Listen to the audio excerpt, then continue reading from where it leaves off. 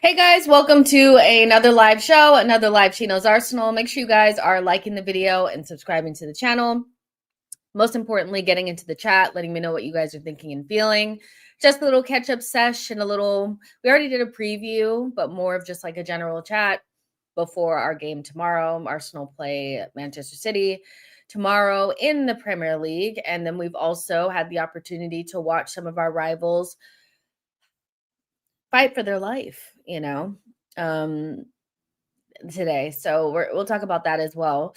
And also Tim Lewis, because yesterday it was announced that he left or he was sacked or whatever. So like, what does that mean? I know at the bare minimum, it means that we won't have somebody with the most insane hairstyle in front office anymore.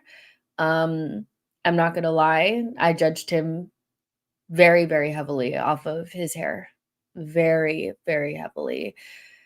I just didn't understand it. I was like, either go to Turkey or cut that shit off, You basically have a cul-de-sac on your dome, bro. So I'm kind of happy just like not to have his hairstyle representing us. But it kind of seems like they said, thanks for Eze, and you can find work elsewhere. And Henry Winter also put out a tweet that was pretty fucking brutal. So I'll read that in a sec. But yeah, it's just Saturday afternoon, Saturday night for some of you guys as well. So, I'll probably just chit chat for a little bit and, I'll see where you guys are at in terms of the game, because it's a big game. Liverpool look insane. So we definitely have to keep pace. We don't want to be 6 points behind this early. Psychologically, I don't think it's a great thing, so I think we want to keep pace as much as possible. But I don't know. How are you guys feeling about it? Are you guys feeling like it matters at this stage? Because I kind of think that like I'd prefer to have an easier run at the beginning, because you could build confidence and like build confidence through the kinks. And then once you get to your more difficult games, you're kind of like ready to go. Whereas like the way that our season has started, it's like, yes, you could catch teams cold, but you're playing your harder games first and they have an easier schedule. So psychologically, they're kind of like looking unstoppable and we're having these difficult games. I just don't know if, because you can always, well, we're getting them out of the way. But even if you're getting them out of the way, if you're dropping points and you're like 6 points behind, it's going to feel like a mountain to climb when the team that you're going up against looks unstoppable at the moment. So yeah, that was probably my biggest fear about the schedule when we first got it was, we have these really difficult fixtures. We're getting them out of the way. But if we're behind, how far behind will we be once we get past like this initial part? And like, how does that work, for us? Because we haven't been great chasers, but we also haven't been good leaders. So I don't know how it's going to pan out. It's a long, long season, obviously. So I'm not saying that things can't change, but I don't really see Liverpool losing more than like 2 games, maybe. They would have to, something miraculous would have to happen, right? And so I know people were talking about, the Anfield game was like a big missed opportunity. And I do think, a draw there, would have obviously been way better. A win would have been amazing, but we really needed to get the draw or at least try to play for, I don't know. We probably could have got a better result. It feels like a missed opportunity, where I actually think the home match is actually more important because you need to make sure that it evens itself out, you know. But that's not for a while, so we still have the Manchester City game, we have Newcastle, coming up soon. So yeah, I'm like, where's our easy run? We need that easy run, so we could just build up the confidence a little bit more. Not like I'm saying that we don't have confidence. I do think that did they score again? Fulham are playing so good. What happened? Was it offside? Oh, he's bleeding out his mouth. Oh shit. I don't know if you guys seen Iwobi's assist for Fulham's second goal, I think it was. It was nuts. Anyways, but yeah, I think you know, we're not in like a bad position, but the way they're looking now, I'm just thinking like, is there anyone that could stop them? Because they just are kind of scoring like quite a few goals. And even though they're shaky at the back, you even saw like Everton, they were trying their little hardest, but they only could muster one goal, you know? So yeah, it's a tough one. It's a long season. And obviously, there's more up for grabs than just the Premier League. This is why I feel like it is important for us to not just solely focus on the Premier League, but also to make sure that we go really strong in other competitions. Because if it ends up being the case that, they're just too strong in the league, we still have the assignment to win something. So there's still no excuse not to win something. But, Liverpool would know just, better than anyone that you could be a top side and still not win the Premier League because there's somebody just 2% better than you. So yeah. Kay says, Jess, I genuinely think we're the only team that can thwart Liverpool's Premier League chances this season. No other team is on the level. Tomorrow is a must win. I hate how it's like every season, our games always end up being must wins right at the beginning. Like, there's never games where we could drop points where it doesn't feel like so detrimental, like, oh my gosh, they drop points. Maybe it's just because we haven't won anything, but it just feels like we can't carry a lot, like a couple losses and a couple draws. Like, we quite literally have to win like every single game. And now that we're behind them by 3 points, it really does feel like a must win. Um, and because psychologically being 6 points behind, they will feel that's a big gap for them. They won't, I'm not saying that they'll be like, "Oh, it's over," but 6 points, they'll feel like they can keep us at arm's length. So yeah, it's interesting place that we're in already in the season. It's only 5 games in and we're talking it's must wins and shit. Sandil says this must win mentality every game is so annoying. It does, but it feels like it is a must win. It's not, but when you're watching them, we know it's not going to be the case that they're stronger than they were last season. They have incredible depth in attacking in their attack. Their 200 million pound signings, 100 million plus signings didn't even start the game today. It was a completely one-sided show against Everton. And I know that Everton's not a great team, but it is the Merseyside derby. And it just feels like a formality for them and they feel quite inevitable. So I understand the must win thing because the narrative, and again, psychologically, there's always the aspect of like, well, numerically or numbers wise, it's still within reach. But psychology is so important, in football and in sport. And 6 points, it's not insurmountable, but it's yeah. When you can't really see where Liverpool are going to drop points, it does feel like a must win, especially because we're at home against City, you know. Um, I'll tell you what else too. It doesn't even just feel like a must win for Arsenal. It feels like a must score for Gyökeres, which we'll talk about in a second as well. Kay says title race teams prioritize winning each game. We need Liverpool to drop points next before we next drop points just for optics as well to to make it make it seem closer. A Liverpool like fan, I think you're saying, was saying they've had a harder start than Arsenal. The narratives being pushed every game week is insane. They really haven't. We've had probably the hardest start of the season. I think the only team that might have had a harder start, maybe Manchester United, but we've genuinely out of like the teams that are really fighting for the title or in the top four teams, we've by far had the worst schedule. That schedule that they gave us was pretty, I mean, we've had to go away to Old Trafford, away to Liverpool, and we're still having to go away to Newcastle, and we're playing City at home within the first like 6 games of the season. So we've had a really tough, and it's not so much about the schedule in terms of the individual games we should be able to, perform. But when you anticipate you're going to drop some points, but the team that you're going up against is 5 games in and they haven't even broke a sweat and they're 5-5. And oh, by the way, you've already played them and lost to them.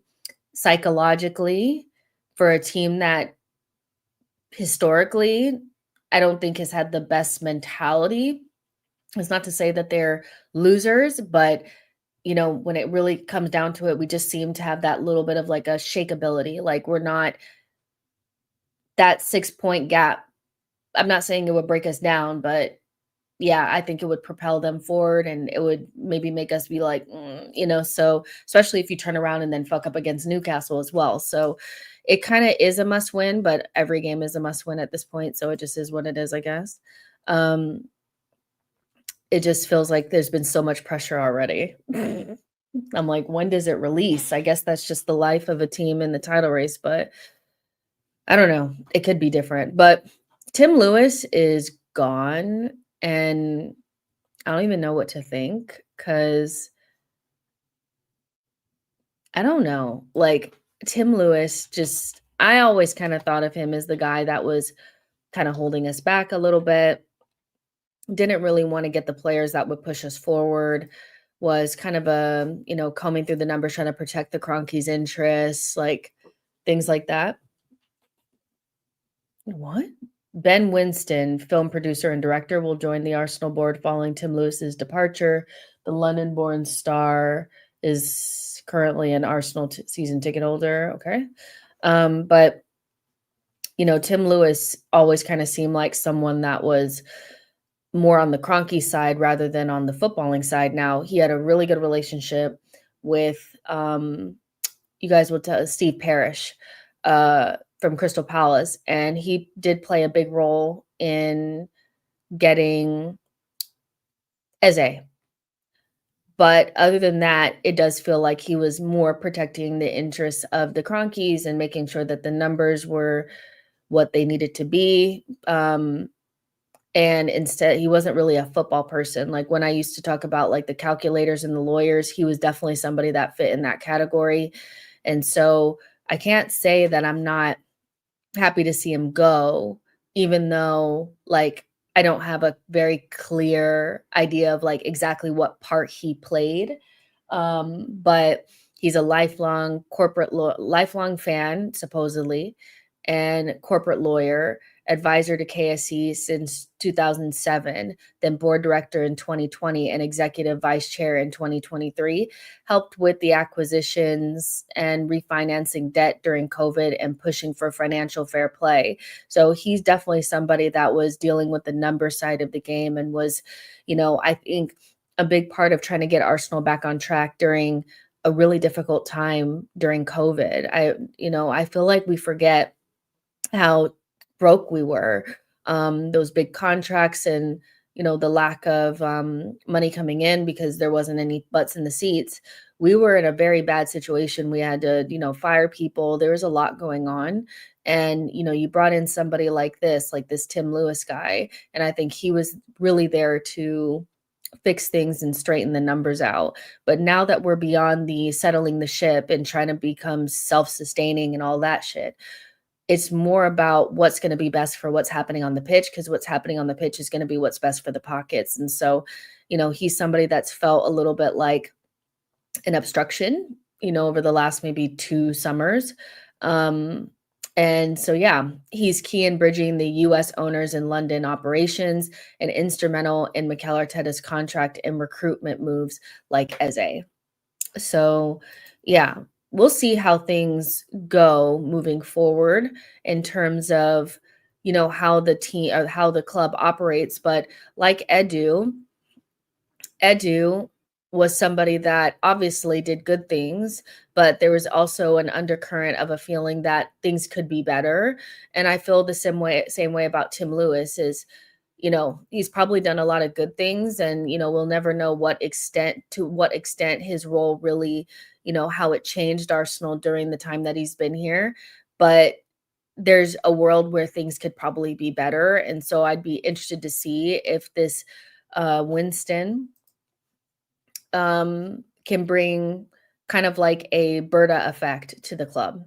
Edu did good things, but we saw instantly with Berta that things could be better. And maybe this Ben Winston will, take things to another level for us because we're really, really close. We're really close to where we want to be. Um, I just think that there's still like a little bit of a gap there between keeping the money and doing what's right for what's going on the pitch. And so we'll see how things shake out for that. We really won't know until he's gone. Still thinking about how they compared Ahmad to our beautiful, amazing Saka. USA doping, the thought, yeah, sure, where are the Waitons? Wait, what? I don't know if I read. I need to go back and read the rest of your comments. Football says Ben Winston is a something, and this club has no values. Jeff says, hopefully Arteta is next in line after Edu and Tim Lewis. Let's see. Americans want to win. That's sport. Don't win. Forget it. Facts.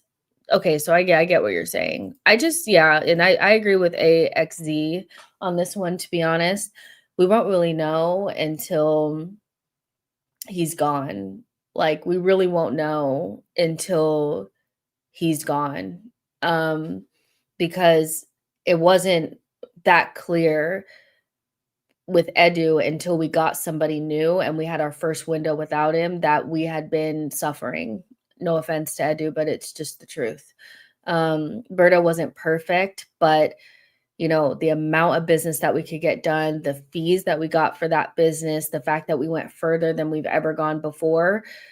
With Tim Lewis, it could just be the similar situation. So we'll have to see how it all shakes out. But yeah, Tim Lewis leaving, and they're also, Ornstein was saying that, the hierarchy sees Richard Garlick become CEO. So that was the position that Edu wanted. And when Edu didn't get it, I guess he was like, fuck you, I'm going to go to Nottingham Forest. Well, bye. But Richard Garlick is going to get that position, and Josh Kroenke is more prominent, which is cool as long as you keep funding, keep the credit card open. As long as you keep that credit card open, I don't really, I don't need, you could go sit up there and say, be excited, but keep that credit card open. And Ben Winston joins, so we'll see. But David Ornstein described it as a shock boardroom revamp, which to me reads, they sacked him. That's what it read to me. Shock means sack, to me. So maybe they just said, fuck it. We're not really feeling you like that. Thank you for Eze, but the time has passed. Time to go to Turkey and get that trim fixed up, because that looked horrendous.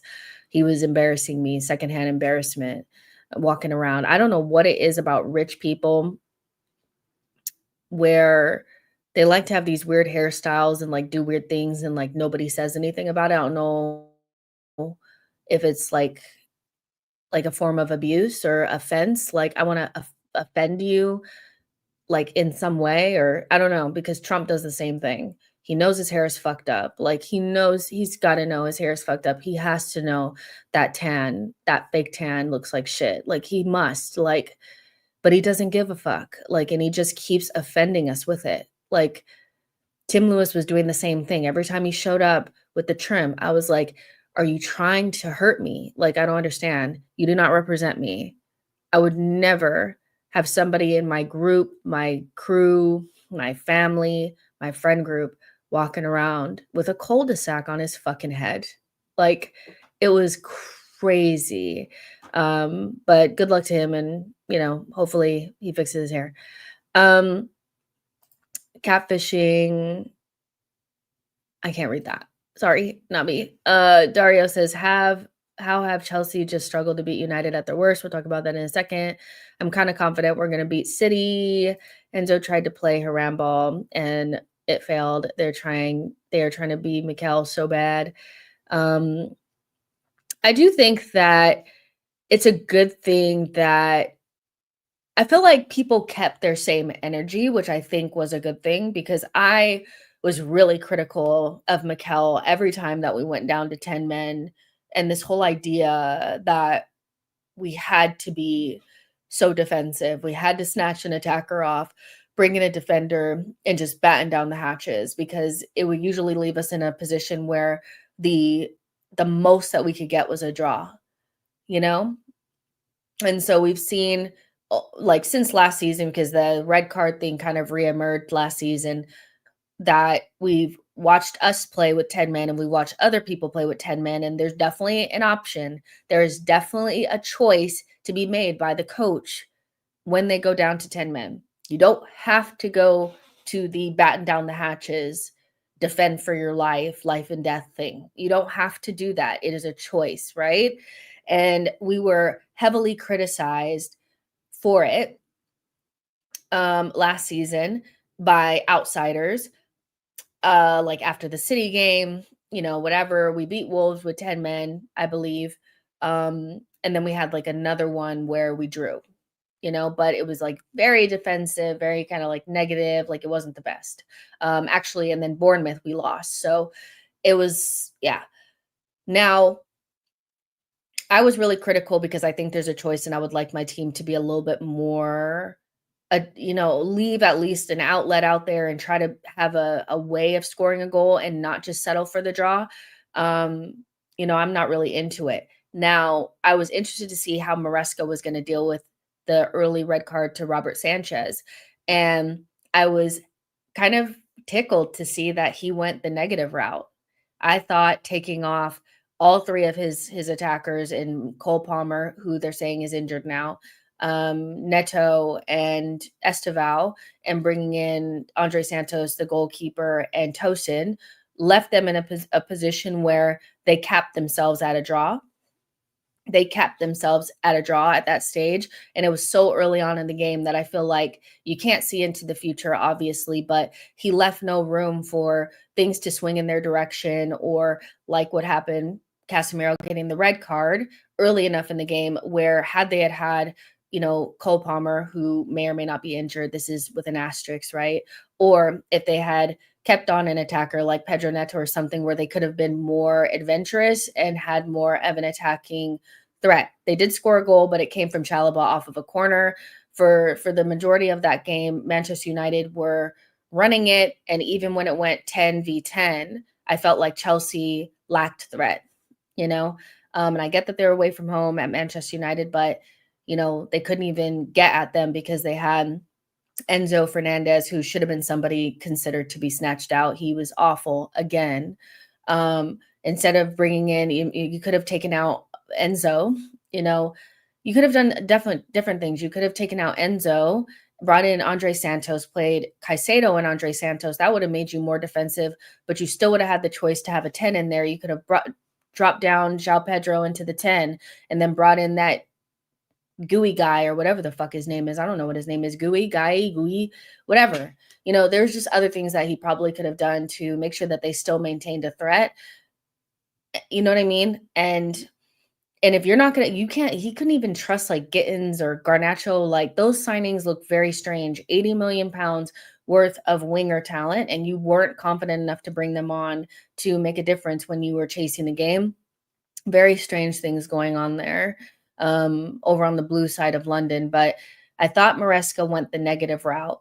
I did. And I thought that they set themselves up for a cap at a draw and they ended up with a loss, which is kind of what happens. You set yourself up to get a draw and the margins don't go in your favor and you end up with a loss. If I was a Chelsea fan, I would be a little bit like, but because they were so negative about the way that we set up and everybody, had so much to say about us going the negative route, they can't even back it or make an excuse. They just have to kind of be like, it was a disgrace. And to be fair, a lot of them feel like it was disgraceful because it's not even like you were away from home against, the current Champions League winners or treble winners. Your asses were a man down against one of the worst Manchester United teams, if not the worst Manchester United team in the history of humanity. And at 10 men down, or 10 men down, one man down at 10 men, you probably shouldn't have felt like you needed to batten down the hatches the way that you did. It's just, yeah. Robert Sanchez is a bozo. And for them not to have prioritized, I was surprised that they didn't prioritize a goalkeeper. I'm surprised that they didn't go and get another center back and that they chose to prioritize a 50 million pound Gittins, that's not better than Madueke, and a Garnacho over two positions that could genuinely make a big difference in their season. Like if they still had Madueke, they would still be in the same position that they are in now from an attacking standpoint. But if they had had a better goalkeeper and another center back, they probably would be in a much better situation. Nabi says, get Palmer. No, said Maresca, I am the man. Let's see. I don't mind Martinelli starting because of City's high line as long as Eze is played in the middle. World-class dumbass is more like, no offense, my asses. Up to asses. Okay. Jagoon says, isn't that the guy on loan at Southampton? But he's there now. Like he's there now. They pulled him back after this. Also, again, Nico Jackson, they could have kept Nico Jackson. I know that they were like desperate to get him out of there because Madueke and Nico Jackson were offending Maresca so badly, but they're seeing the immediate effects of strange choices made in the summer that were brought up, but were just hand waved away. Delap is injured. Now there's nobody else. You had to call that gooey guy back from his loan or whatever the fuck you were doing. He didn't even trust Buonanotte. He didn't even trust Buonanotte because you guys were messing around with the Javi Simmons thing for so long that you ended up, because if you would have had Javi Simmons, you wouldn't have had to worry if Cole Palmer was injured. You know what I mean? Like you have Buonanotte now. You have Gooey now. You have Gittins now. Like you could have had Madueke and Nico Jackson there on your bench. You could have had Javi Simmons, but you didn't. Could have had a different goalkeeper, but listen, whatever. I'm married over 25 years. Yes, I'm one of the lucky ones. Kuzanov will play right back for City, and he has crazy pace, so no way I'm playing Martinelli. Instead, they signed Garnacho. I honestly hope Martinelli doesn't come on the second half. I think Chelsea are not yet used to juggling UCL and football in the Premier League. And you know what? That's the thing. It's like, I know people don't like to hear other people talk about their clubs, but one of the bigger, I feel like one of the, like if you had to ask questions about why, or ask the question, why do you think this team won't reach whatever they want to reach this season? Like, what is going to be the reason why Chelsea don't win the Premier League or don't do this or don't do that? One of the things that would have probably come up is the fact that they haven't played midweek and on the weekends at a high level, and they're going to have to rely upon players outside of their first 11 to perform in games that matter, right? And this is why I asked Don and Nina the question on Judge Mo's show, how far down your depth chart do you trust? Because you guys keep saying that as soon as you guys get Enzo and Caicedo and Palmer and Neto and Esteval and João Pedro playing together, everything will just click together. But I hate to inform you, but you're never going to have that group together for more than like a game or two. You played in the Club World Cup, so you know you guys are going to get injuries. This is your first time where these players are going to be playing this amount of games at a high level. You're going to get injuries, and so you're going to have to rely upon the players that you have outside of that group, which are Buonanotte, Gittins, Garnacho, Tosin, these guys, and they're not, they're suspect, so yeah, for Chelsea, I know they didn't want to hear it. Like they don't really want to hear it from somebody outside of their own group of people, but I feel like that's a very valid reason for why Chelsea may not be where they anticipate themselves being, but you can't tell them shit because they won the Club World Cup and they're champions of the multiverse. So, you can't tell them shit, but man, like it's just, if there was one thing that I would say that would keep them back is probably that. I'll read this in a second. I'm loving proper Chelsea being proper shite.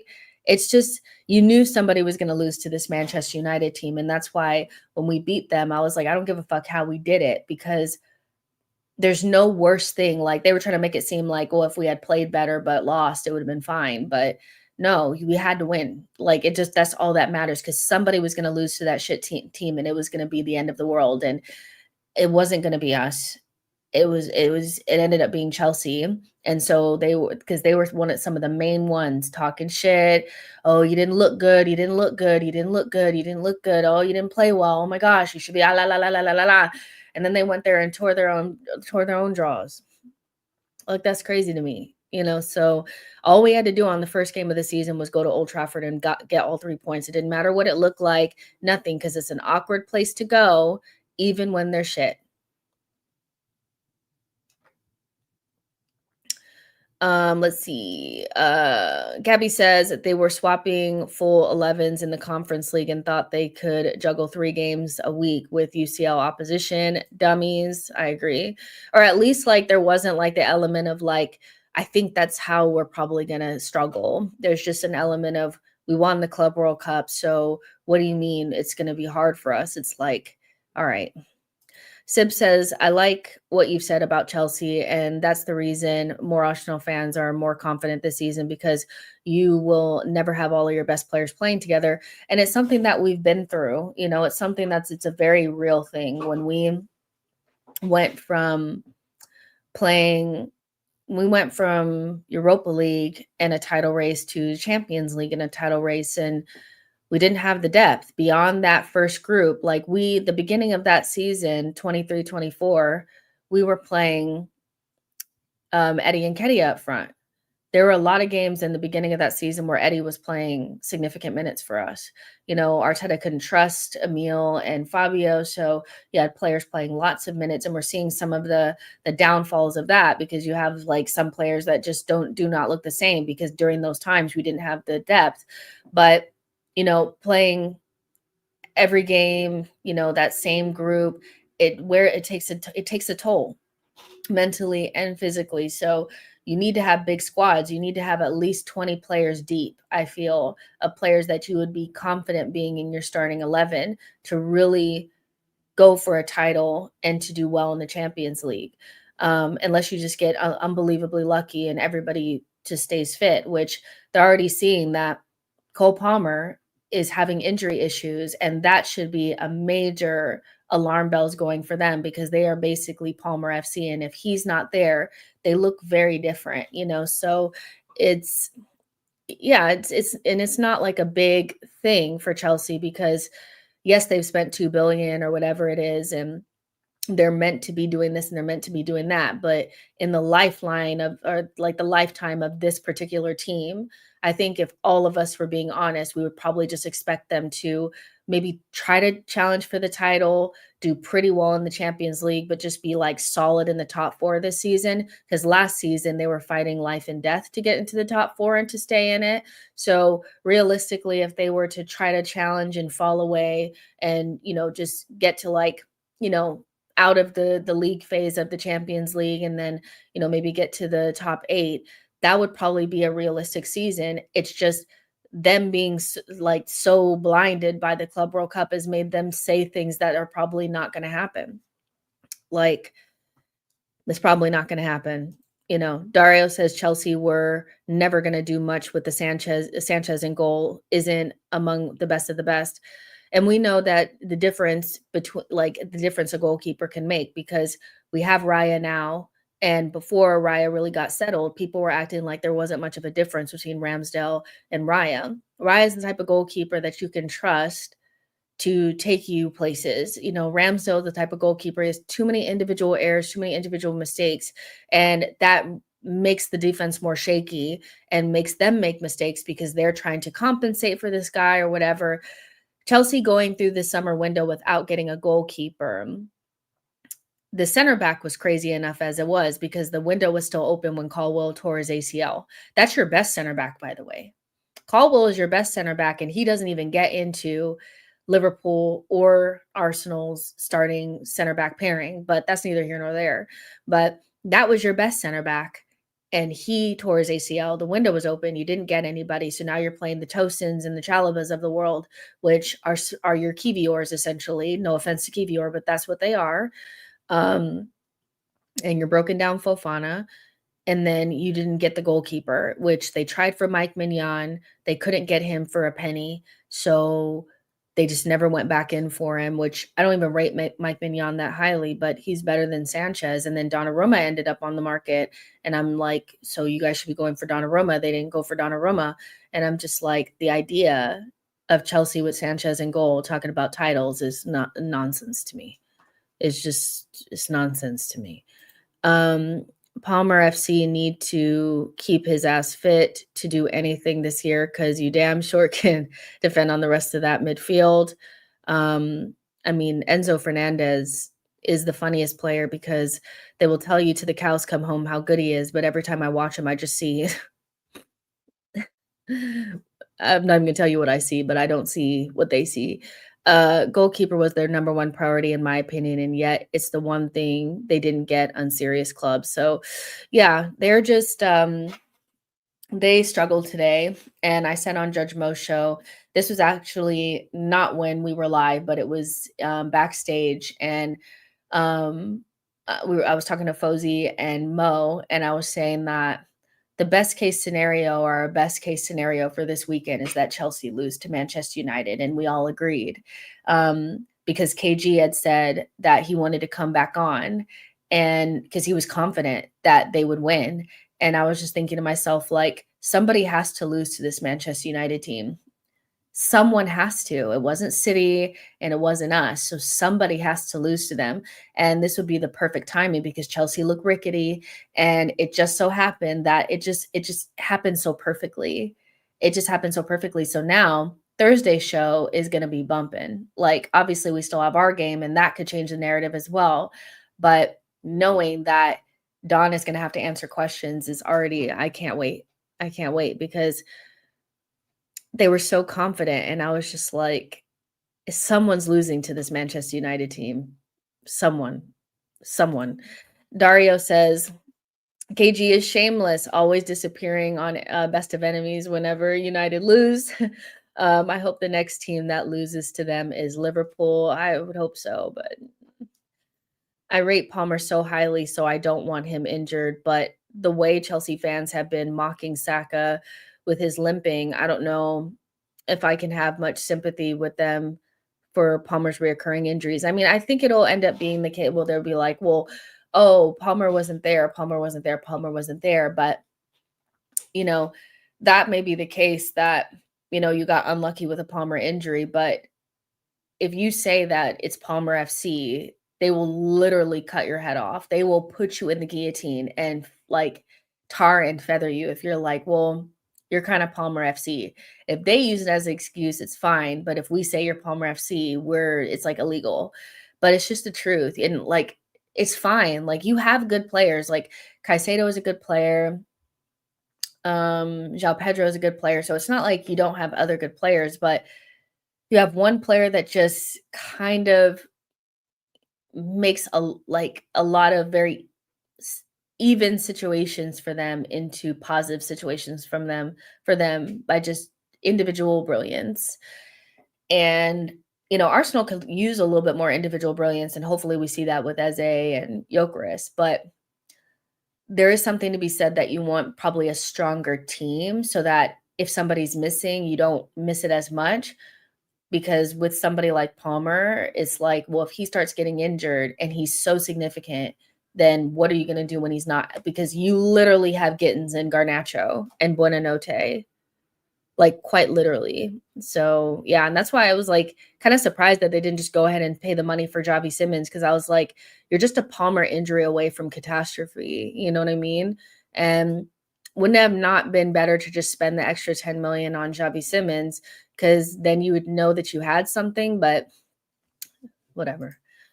Even with Saka, even when Saka, Saliba, and Rice are not there, rival fans expect us to win. So the Palmer injury shouldn't be an excuse. Even with Marino as our striker, we're expected to win the league. Mascara would have saved their lives. Yeah, that's why when Don was talking about like, yeah, but getting a defender, getting a center back of that level, I'm like, you can't say that because Mascara was on the market and you also were interested in him. You guys were linked with him along with PSG and Real Madrid. You made different choices. They prioritized Delap plus João Pedro. They prioritized Gittins. They prioritized Garnacho. They prioritized that stuff, and they could have prioritized the goalkeeper and the center back. And, Hato is sitting there and they don't even need him. I don't even think they really needed Hato like that. They could have used the money that they spent on Hato to get an actual center back, but whatever. they'll have to deal with their own shit, you know?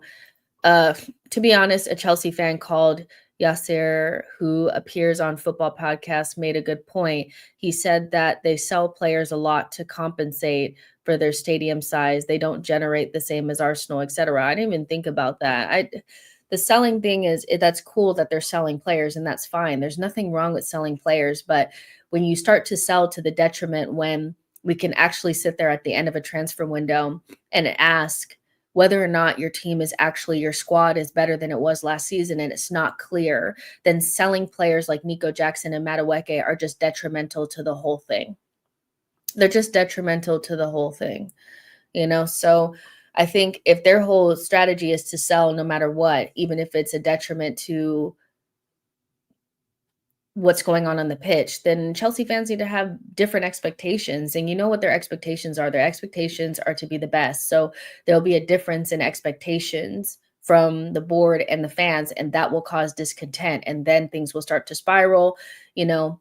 So I think if that's the case, then Chelsea fans need to get real about where their actual priorities lie from the board perspective. Best DM in the world couldn't carry them through the game. What a shame. Listen, until I see otherwise, Gravenberch is the best DM in the world. In Europe, in the world, whatever you want to call it, the universe, whatever. He did it for Liverpool last season. He's doing it for them this season. I just feel like he's the best until otherwise. Caicedo showed a lot of quality with one game a week. But when other teams are playing higher caliber games, and they even saw it with like the difference in Bayern in the Club World Cup versus Bayern that they played at their spot. Like Bayern got whooped by PSG, and then PSG lost to Chelsea, but Chelsea lost to Bayern in the Champions League. Like none of the real teams were playing to their best of their ability in that Club World Cup, so it's whatever you did last season. It's not like it didn't happen, but it's not the same as Liverpool winning the league in the Premier League. It's not the same. Like it's not the same as playing in the Champions League. It's just not the same because everybody puts their best foot forward in their league and in the Premier League or in the Champions League. They just do. Marlon says Arteta would tell you Mourinho is the best. Goodness. Still leaking with the world's best DM. He's the best until Rodri is back to full fitness. That's fair enough. Hato may eventually leave Chelsea. That team is unbalanced. Their expectations needs to be to shut the fuck up and don't chat so much to give their asses down. João Pedro is also injury prone. Chelsea is cooked. John says we'll be fine, FC. Yeah, it's like it's always we'll be fine, we'll be fine, we'll be fine. And I'm like, if you bring up any real, like not even hate, like you could say that their players are really good and all that kind of stuff.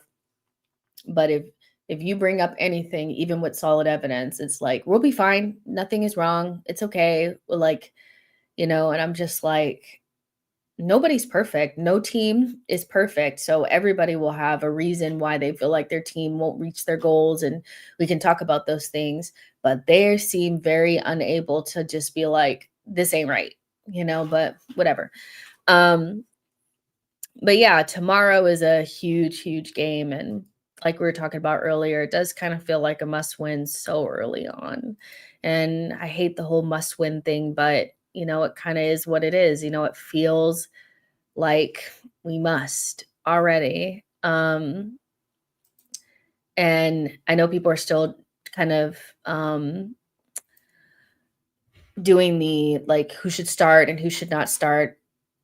It's beyond me now. It's above me now. Like I can say to the cows come home that I want Ethan to start, but it's above me now. We know what Mikel is on. I will say that, Dauman is not in the squad. He played for the under 18s or the under 21s or whoever today. So I wonder if that means that somebody else has returned to the squad, because I don't understand why Dauman would not be a part of the squad like he was previously, like in the last couple of games, if somebody had not returned. So I wonder if somebody is coming back. I don't know. Maybe I'm just reading into things a little bit too much, but it's a home game. Saka's been out. Could he return? I don't know. But I don't think he would start, but maybe he'll be on the bench. I don't know. I really don't. But Saliba will most likely be back. And I would say that he needs to start. He should start. He's the starter. Um, and then the rest of the team, we kind of know what it'll be. It'll just be whether or not Arteta wants to go with Ethan or if he wants to go with Marino. Or if Odegaard might be fit. You never know. So, but it's above me now. I just want us to win. Just win, like Shamaria said, there's, there's obviously Doku and Holland are probably their most informed players right now. And also we have Foden coming back into form a little bit as well.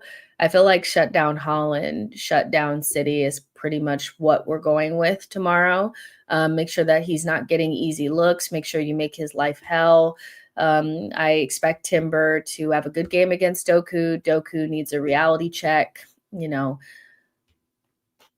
not going to be playing up against Dallo or whoever the fuck it was the other day, Luke Shaw or whatever.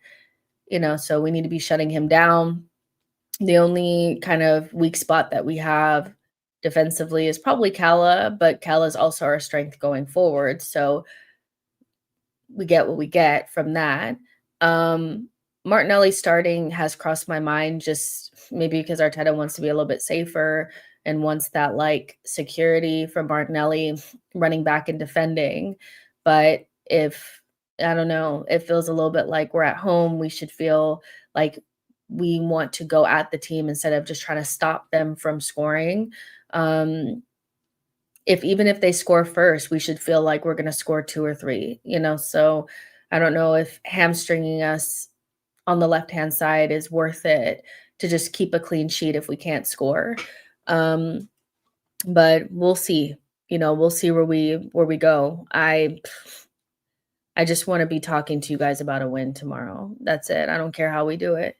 As long as we win, I guess. Sala says, I like Rodri, but I don't think we will ever see peak Rodri again. He played a lot of games before the injury, and it's still affecting him greatly. And Marlon says, if we bully their midfield, they will likely crumble.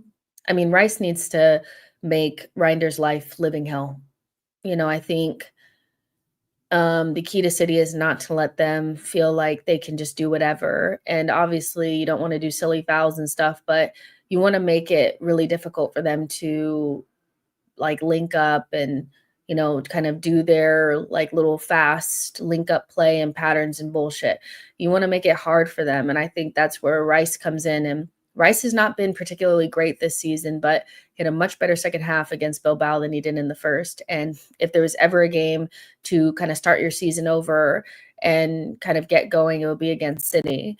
Reinders, Rodri, plus probably Foden is probably what we'll see. Bernardo Silva on the right, Doku on the left, Holland up front, I think, or maybe Bob on the right. I don't know, but I would imagine that, Zubamendi is going to have a time trying to, stop Foden from doing his late man runs and, being responsible. But Rice has a big job in keeping like Reinders quiet, But yeah, we have to do it. We have to do as well as we can and, win our individual battles and try to make this into a game where it's not about stopping City from doing stuff to us, but making them have to really think about defending us. I feel like outside of this 5-1 that we had last season, there's been very rare times where I feel like they've been like worried about what we're going to do attacking wise, whether that's home or away, and I really want that narrative to end. And I don't think we can actually, y'all are in here farting. I don't think we can afford narrative wise to have another game where we don't really pose a threat against a big team. And in particular, Gyökeres cannot have a quiet game tomorrow. I just think that he needs to have his almost coming out game. I think he's had good games so far, but not a game where it was abundantly clear that this player has fully arrived and he's fully he's the type of player that's going to take us to the next level. We know that he's going to flat track bully and he's going to score goals. We know that, but can he score against the bigger teams is the question being asked.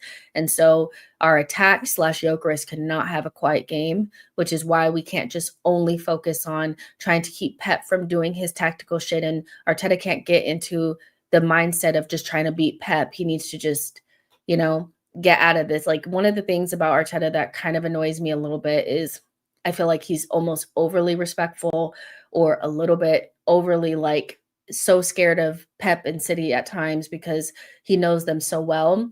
They kind of need to be like any other team right now. You know, they're coming to our place and they need to be worried about what the fuck we're going to do. Not, well, what are they going to do? Let's try to make it so cagey and sit back and make the go for it.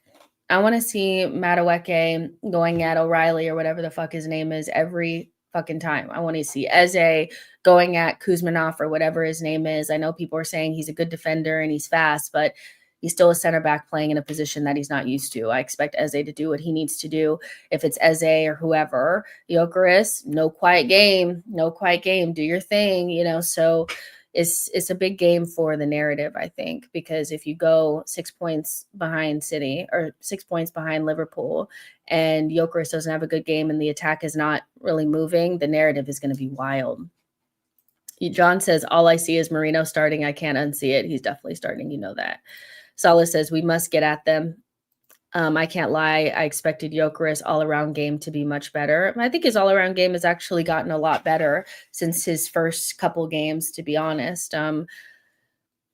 But he is a striker, and I feel like because we went through such a long false nine time that we forgot that true bagsmen are not creators by nature. And so we have like a traditional number 9 now who has good link up play, can hold the ball up, but he's not going to be Gabriel Jesus. He's not going to be Firmino.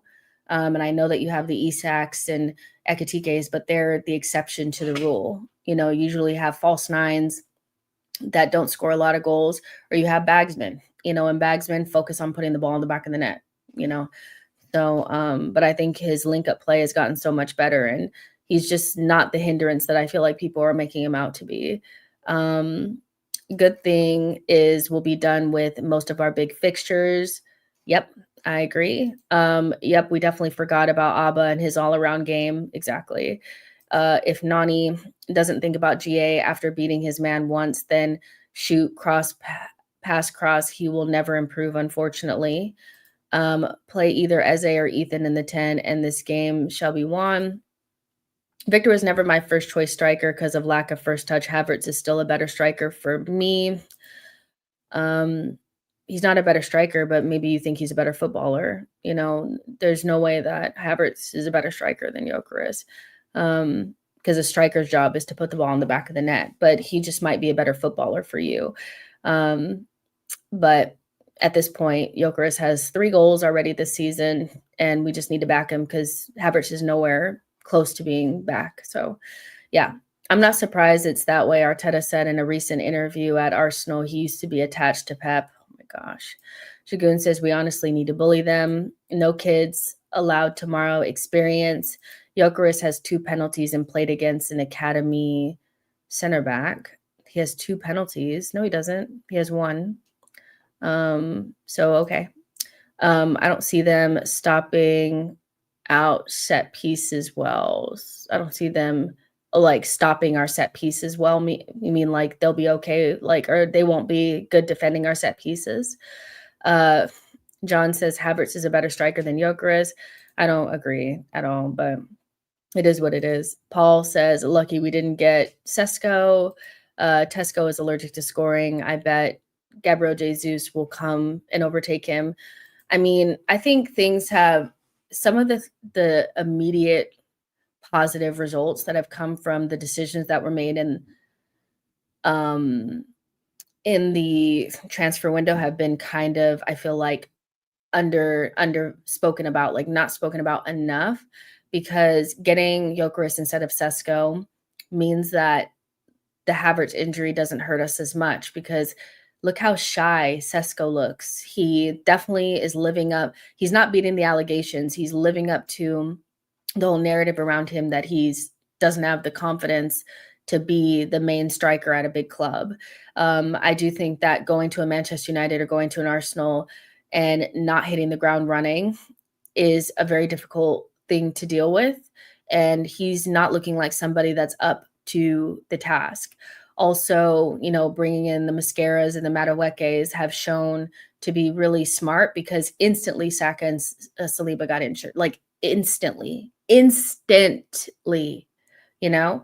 And we know Eze has been a slam dunk. So, I think things have worked out in our favor. It's just how we use this favor. And, if we could go a long way tomorrow winning against Manchester City and keeping the pressure on. When you beat big teams and you do it well, it sends a message. And I think Liverpool at least need to feel like they have somebody around them that can take advantage of them fucking up. Right now, they probably think Arsenal are a light touch. We played against them, we already beat them, whatever. But we beat Man City at home. That's a big game, winning. So I think we can go a long way with that. But a loss or a draw, not taking that. Don't worry, Sesko will have 34 preseason games. We already have Shy Havertz. Don't need another shy player. Let's see. Sesko isn't a flu. Sesko didn't have a preseason. Oh, you're saying he's not a flop. I'm not even saying he's a flop. I'm just saying that for Arsenal and the situation that we're in right now, think about how we would have been had we had him instead of Gyökeres. Now, Gyökeres didn't have the best games in some circumstances, but he's had better games since, and I just don't see how Sesko would have helped us with Havertz out. I see a lot of Merino starting in that situation because Arteta wouldn't have been able to really start Sesko because Sesko looks shy. That's all I'm really saying. Let's see. Paying 68 million for a 28-year-old England bench player was ludicrous. I don't know who you're talking about. I don't know who the 68 million pound 28-year-old England bench player is. So, I don't know. Smash the like button, sub to Jess. Marino didn't play badly. Victor didn't do justice to Marino's creation. Don't know what that means. He's talking about Eze. Oh, okay. He's not 28. And who cares if he's on England's bench? That doesn't have to do anything. So if you don't like Eze, then you don't like Eze. Like I don't really have energy for that because it just feels like rage bait, to be honest. So yeah, but it's odd seeing a lot of hate for our own players. When I think for all intents and purposes, they've done pretty well. New team, new environment, brand new front three. It's not even like they're playing with a front three or another two players that have played together for years. It's like last couple games has literally been Gyökeres, Noni, and Eze, and I think they've actually done pretty well for themselves. So I'm surprised that there's so much hate on our own players, but it is what it is. People hate because it's Arsenal. Eze, if City or Liverpool got Eze, that person would have said that exactly. And what about the price? What about it? What about the price? Like, what is it going to do for your life that he costs a little bit extra than what you would have wanted to pay? I don't really get it. I don't know what the price is like. For me, having a player like Eze in your team that you don't like, he's somebody that was pretty much the difference between people thinking that we had a good window and a bad window, because he's that good, is priceless. So it's not your money. And just like with Madueke, it's not your money. Bringing in Madueke didn't stop us getting Eze. So what do you care about? Like, I don't get it. Who cares? Like, the money. Like, He's too much, he's too much, like, he's a bench player, he's 28, like, if you don't like Eze, by the way, I feel like that's a red flag. You know how you have, like, little things where it's like, if somebody doesn't like this thing, you instantly start looking at them like they're probably not a good person? Yeah, that's probably one of those. I'm not gonna lie. Grealish cost City £100 million, people. Paul S. said, "We also pissed off Spurs." I mean, we also saw him in his first start for Arsenal put in a really good assist for Gyökeres. What are we talking about?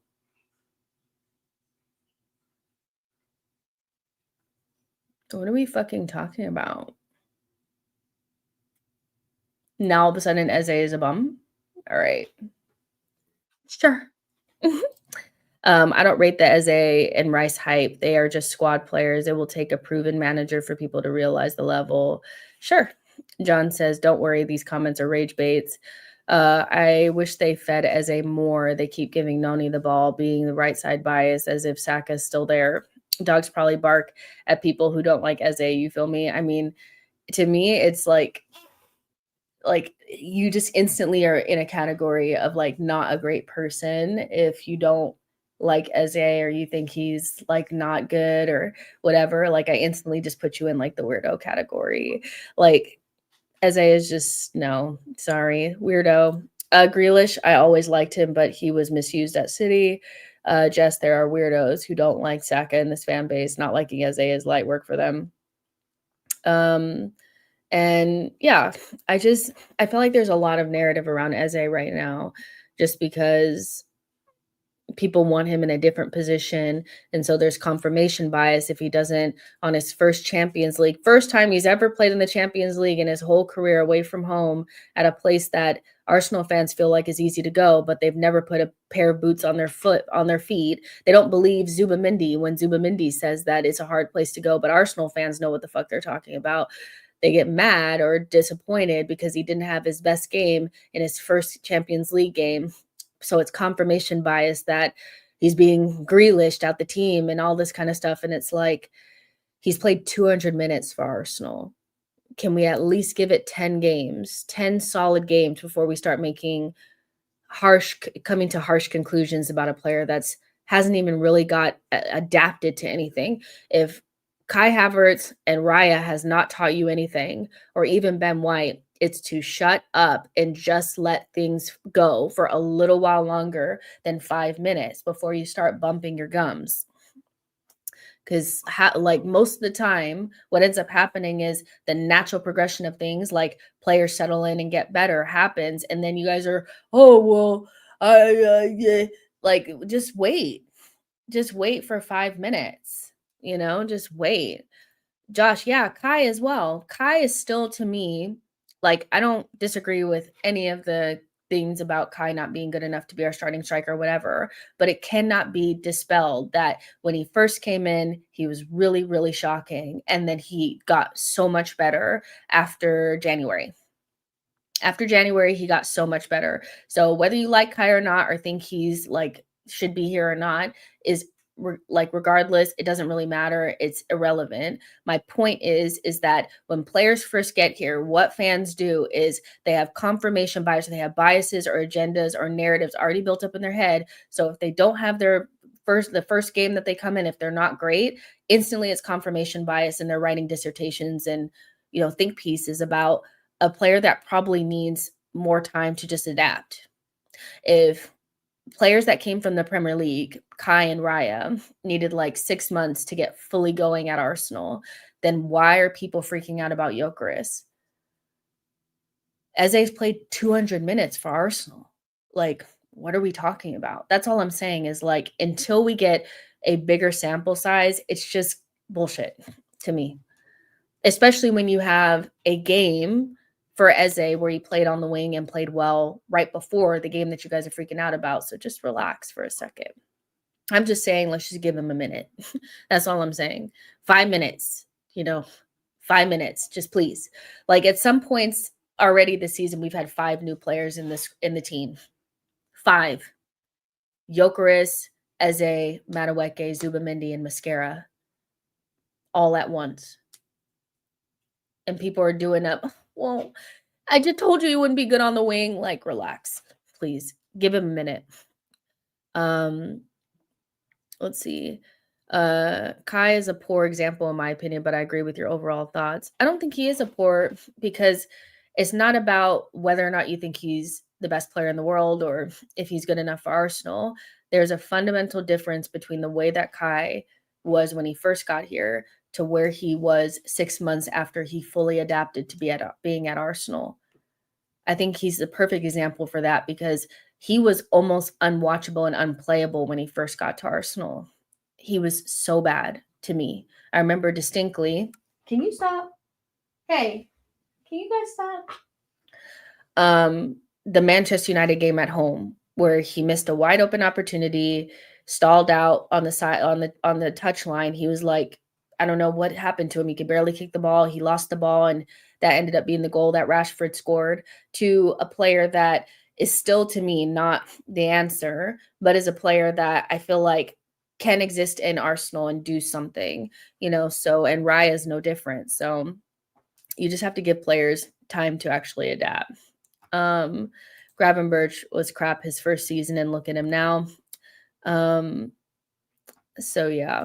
But yeah, I think to me, ultimately, we'll see what happens tomorrow with the lineup and stuff like that. For those of you guys who are asking, am I doing a watch along? I am not. I'm just going to do my post match after the game.